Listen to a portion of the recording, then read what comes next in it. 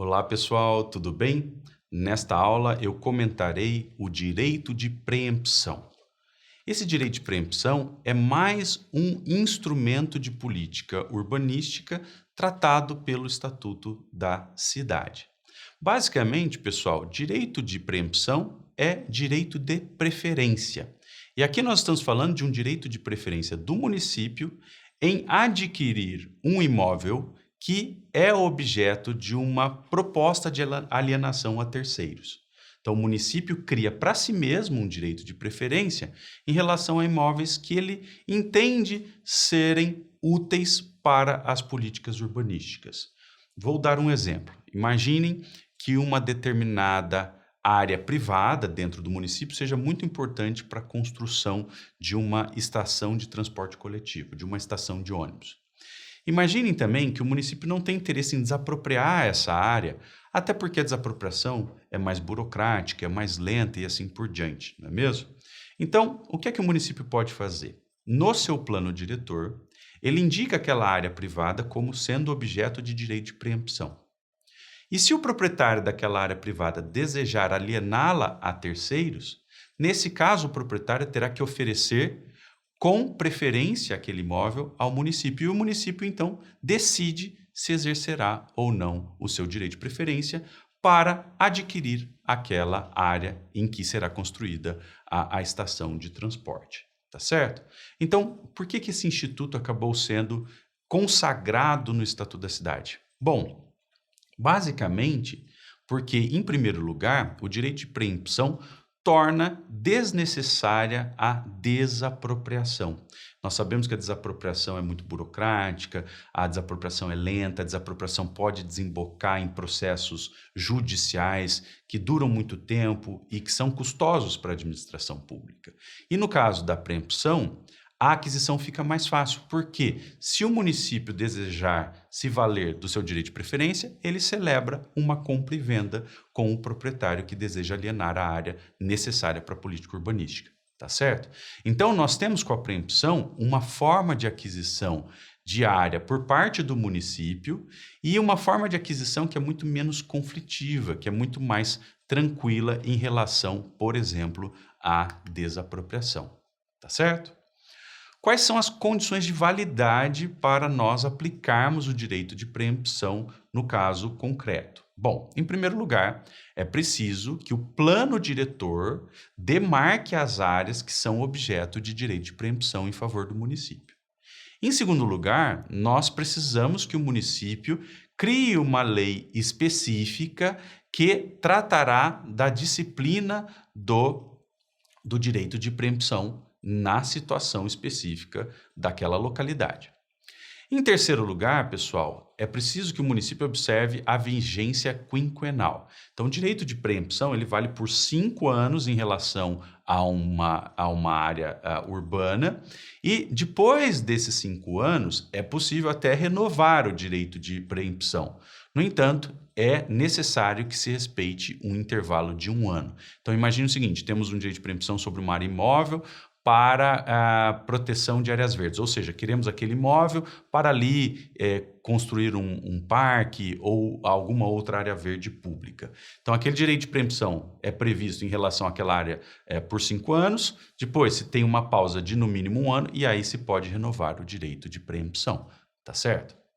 Outra coisa importante, não é? O direito de preempção perdura a despeito do número de alienações daquela área. Então, imaginem que o município queira área para um parque, mas o município ainda não tenha dinheiro para comprar aquela área. Então, o proprietário, diante do desinteresse do município por falta de dinheiro, o proprietário aliena para outra pessoa. Essa outra pessoa aliena para uma outra. Vejam, ainda que haja sucessivas alienações daquela área que é objeto de preempção, o direito de preempção não desaparece. O município continua tendo esse direito de preferência e, por isso, os proprietários, sempre que tiverem a intenção de alienar aquela área, terão que se comunicar com o município, tá certo? Garantindo o direito de preferência. Bom, aqui temos um aspecto muito importante. O direito de preempção não pode ser aplicado a uma área urbana por qualquer motivo. É preciso que a legislação urbanística demarque as áreas que são objeto de preempção e indique a razão específica para o direito de preempção naquela situação concreta. E essas razões devem ser de interesse público, enquadradas, inclusive, no artigo 26 do Estatuto da Cidade. Então, vejam, o artigo 26 diz lá que o município pode se valer da preempção para áreas que sejam necessárias para programas de regularização fundiária ou programas habitacionais de interesse social. O município pode usar o direito de preempção para constituir reserva fundiária ou para ordenar a expansão urbana. Pode também se valer do instrumento para implantar equipamentos urbanos ou comunitários, como uma escola, como um hospital, como uma estação de transporte coletivo.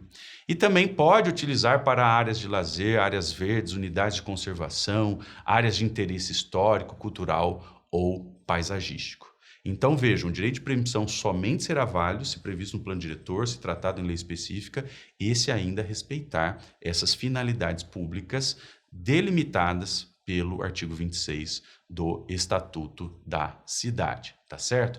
E lembrando, para cada área urbana sobre a qual incide a preempção, é preciso que se indique a finalidade daquela área para a política urbana, tá certo? O direito de preempção não pode ser usado de maneira genérica.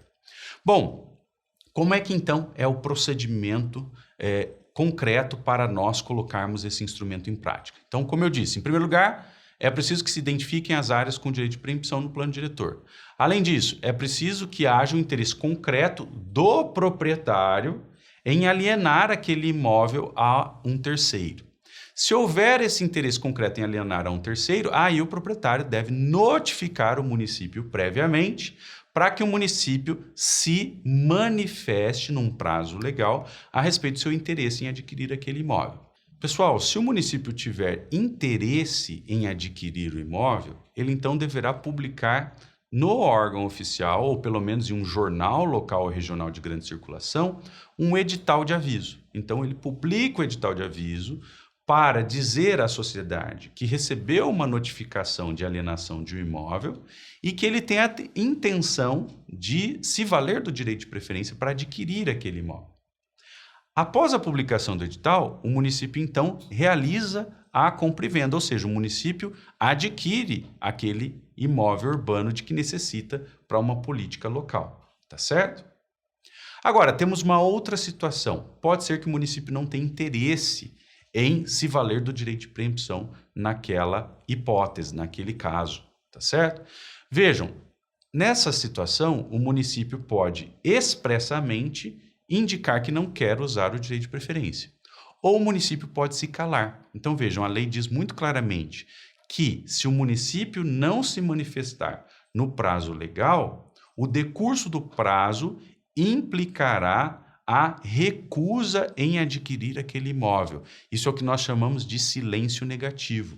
O silêncio da administração pública tem um efeito de negar uma pretensão, ou seja, negar aqui a pretensão de adquirir o imóvel, tá certo? E, portanto, o proprietário estará liberado para vender aquele imóvel a um terceiro. Pessoal, caso o município libere o proprietário para alienar o imóvel, caso o município não queira exercer o seu direito de preempção, ainda assim, o município terá que realizar um controle posterior daquela operação de alienação.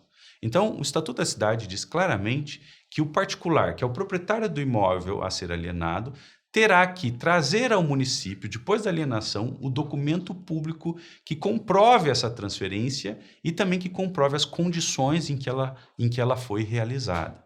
Por que isso? Porque pode ser que o particular tente simular um negócio ali diferente ou tente usar alguma estratégia para evitar que o município use o direito de preempção.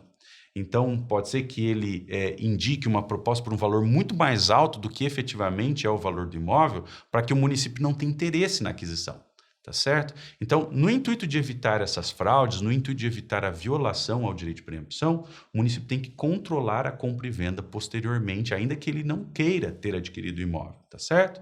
Então, vejam, se o município descobrir que o imóvel foi alienado a terceiros com condições distintas daquelas que foram indicadas ao município inicialmente, então aí a lei prevê a nulidade do negócio jurídico, a lei prevê essa nulidade da compra e venda, e a lei dá ao município a possibilidade de adquirir aquele imóvel ou pelo valor da base de cálculo do IPTU ou pelo valor indicado na proposta, o que for menor, tá certo? Então, o município pode adquirir por um valor da base de cálculo do IPTU ou indicado na proposta, mas ele tem que escolher o valor que for menor, tá certo?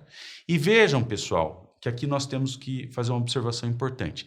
Essas consequências incidirão caso, obviamente, o município tenha interesse em adquirir aquele imóvel nas condições verdadeiras, tá certo? Agora, pode ser que haja alguma fraude, algum problema ali na alienação do imóvel, por conta de condições distintas, mas o município não tem interesse em ficar com aquele imóvel. E aí, nesse caso, o meu entendimento é o de que essas consequências não fazem sentido, tá certo? Então, é isso aí, um grande abraço e até a próxima.